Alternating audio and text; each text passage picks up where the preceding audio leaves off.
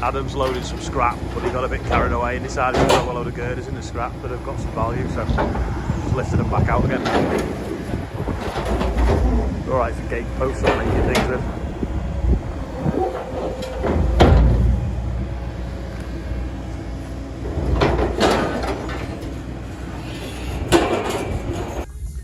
Load of straw getting loaded there to go to the riding stables. Horses are all on straw at the moment because shavings are so expensive. Just thought I'd give a bit of an update on the NHS sunflowers. So they're now dead, so they're just seeds now.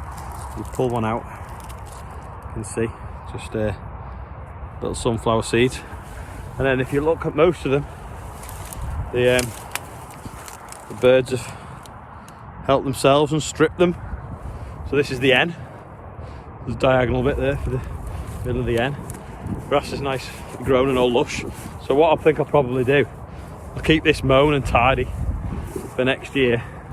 And then once the birds have eaten all the seeds out in the middle of this, and they've been provided with cover all winter and shelter if we get snow and anything like that, once the spring comes, then we'll flail all this down, hopefully get this to start growing, which is the weed in it, what they call the fat 10, get that to germinate, then kill it off, and then we'll re-drill it with a better show. But yeah, there's another seed head there, sort of 3/4 strip now. That one there they've not really started on yet, but some of the juicier ones, like this big one here, you see they've sat on the top, the birds reached underneath and eaten all that, and then when these fall on the floor they'll eat them even more, or the mice and field mice and different things will eat them. But if you had a drone it'd still say NHS, which is good, so maybe we'll get a drone up over the next few days, or Ross, if you're watching, come up on your bike one night and get your drone out. Well, actually not in the night because it'll be dark, but they want some good pictures of it really.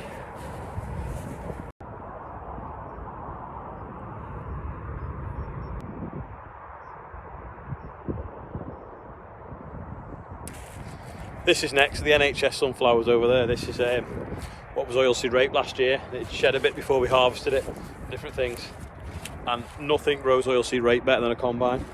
We've got some lovely plants here. Virtually zero pigeon damage. So I don't know why, but they won't eat the volunteers, what we call it, which is the stuff that's growing that we don't want to.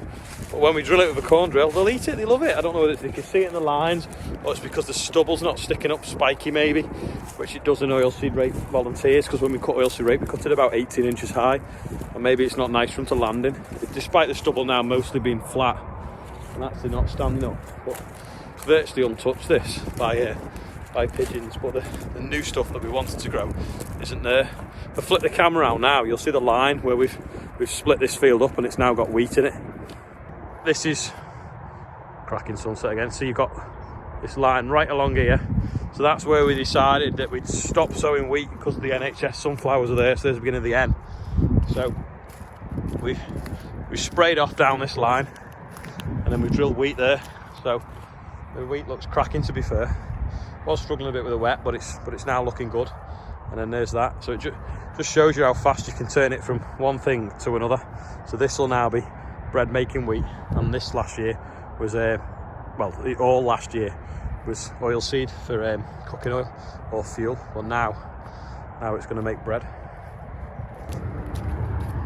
There's a pond in this field here, and the ducks must be coming out, or the rabbits, and grazing around here, because it's hard to see, but you have got wheat, but just in tiny rows instead of nice big thick lush rows where they've just been grazing it.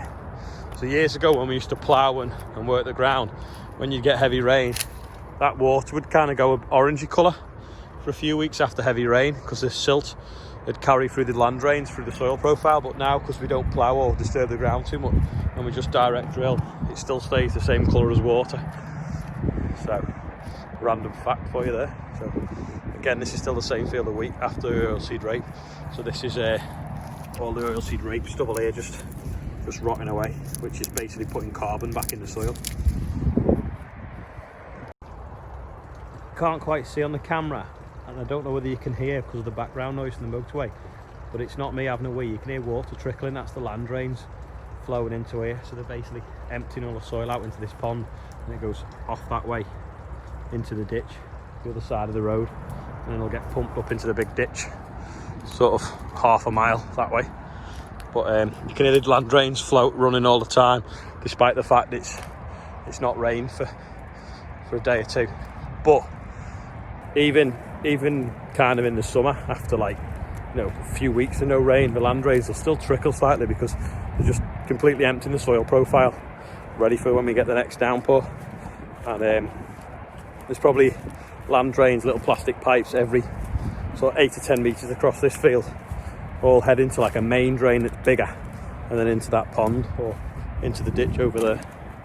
Without good drainage in these soils, you just basically end up with flooded mess everywhere, and you can't farm it.